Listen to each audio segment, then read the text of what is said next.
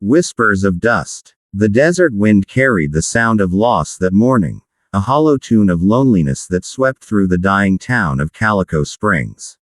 The sun had barely risen, painting the cracked earth in hues of pale gold and copper.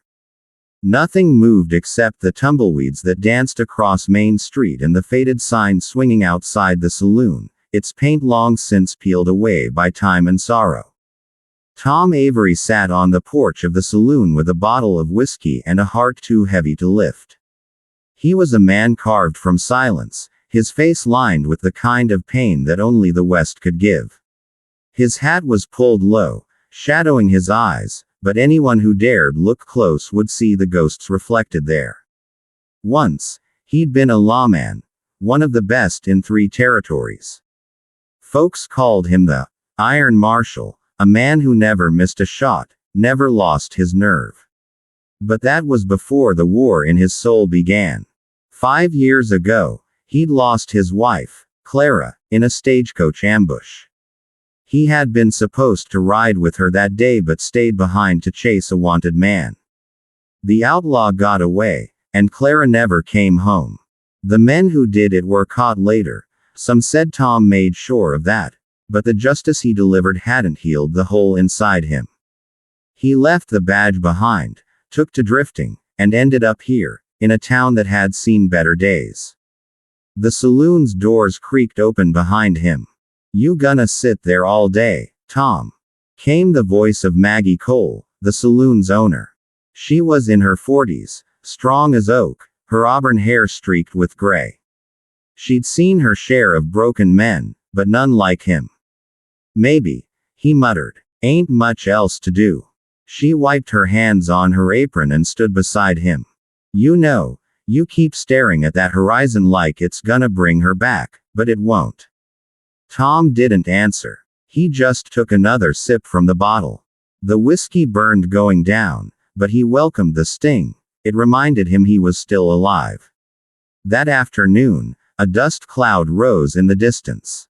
A lone rider approached, slow and steady, like a ghost coming home.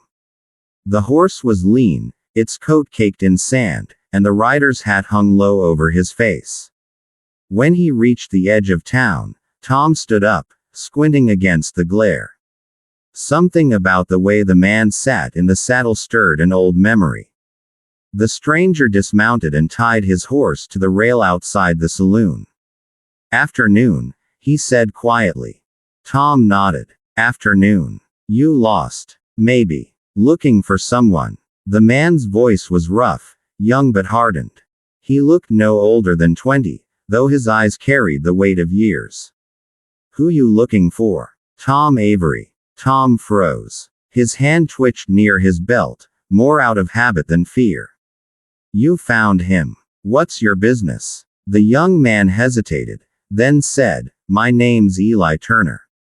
"You killed my father." The words hung heavy in the dry air. The saloon doors swung silently in the wind.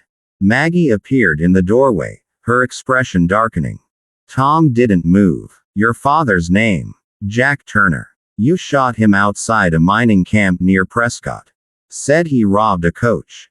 Tom's eyes narrowed. "He did more than that. He killed 3 people, including a woman." Eli's jaw clenched. "My mother died that same year. I never knew the truth. But I've been tracking you for months, Marshal." Tom sighed. "Ain't a marshal no more." "Doesn't matter," Eli said, stepping closer. "I came for answers. Or blood." Maggie took a step forward. "There's been enough blood in this town. You don't want to do this, boy." Eli looked past her, his gaze fixed on Tom.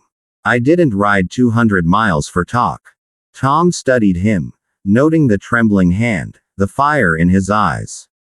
"You got your father's look," he said softly. "Same anger. Same confusion." Eli's hand hovered over his holster. "Draw." "No." Tom turned away, heading back into the saloon. "Go home, son. Whatever you think this'll fix, it won't." The boy's voice cracked. "You don't get to call me son." The town fell silent. Even the wind seemed to hold its breath. Tom stopped in the doorway. You're right. I don't. But if you knew what your father did that day, you'd be thanking me, not hunting me. Eli's gun came up. Then tell me. Tom faced him, eyes steady. He robbed that coach for gold he never got to spend. But it wasn't just robbery.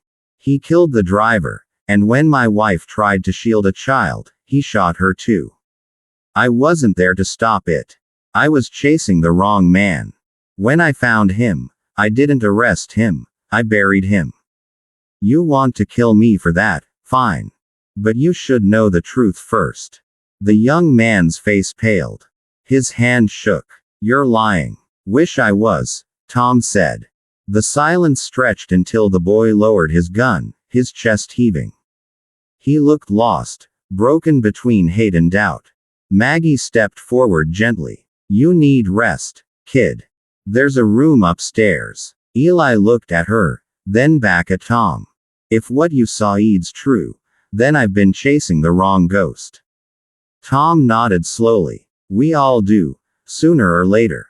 That night, the town slept under a blanket of silver moonlight. The desert stretched endlessly, the coyotes calling to the stars. Tom sat outside the saloon again, staring at the bottle beside him. He heard footsteps behind him. Eli. Couldn't sleep? Tom asked. The boy shook his head. I keep seeing her face. My mother. I don't remember much, but I remember she used to sing me to sleep. Said Pa would come back a hero. Guess she didn't know. Tom nodded. Sometimes the people we love wear masks even we can't see through. Eli sank down on the step beside him. You ever stop blaming yourself? Tom looked out at the dark horizon. No. You just get used to carrying it. The boy hesitated. I don't know what to do now. Ride somewhere new, Tom said quietly. Start over. You don't owe your father's sins a damn thing. Eli looked down. What about you? You ever think of starting over? Tom smiled faintly. Too late for me. My life's behind me now.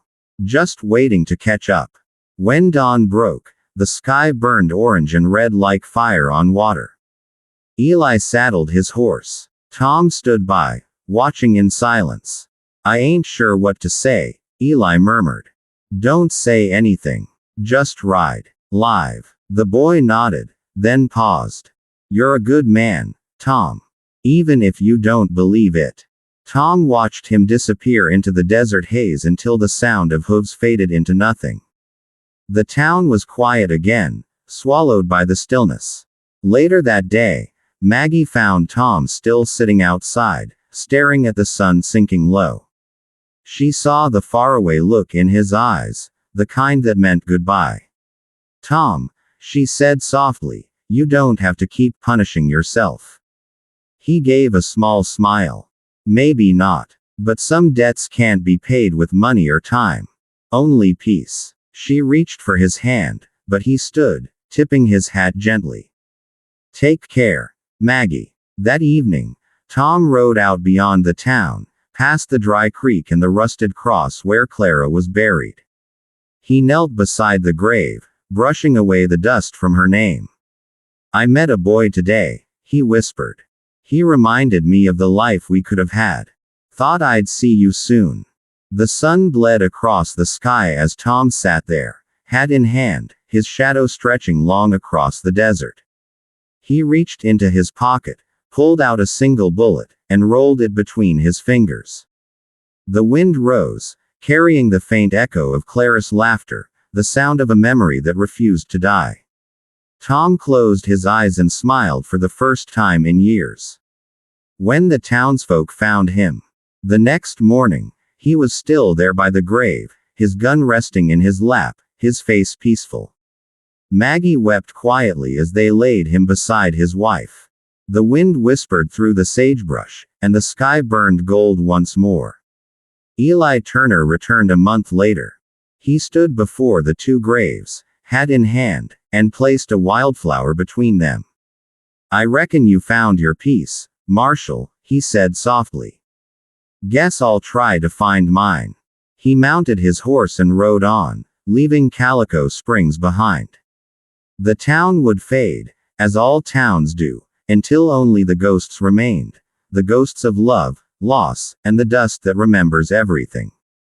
And somewhere in the desert wind, if you listened close enough, you could still hear the whispers of Tom Avery and his Clara, two souls reunited at last, carried home by the endless sigh of the western dust.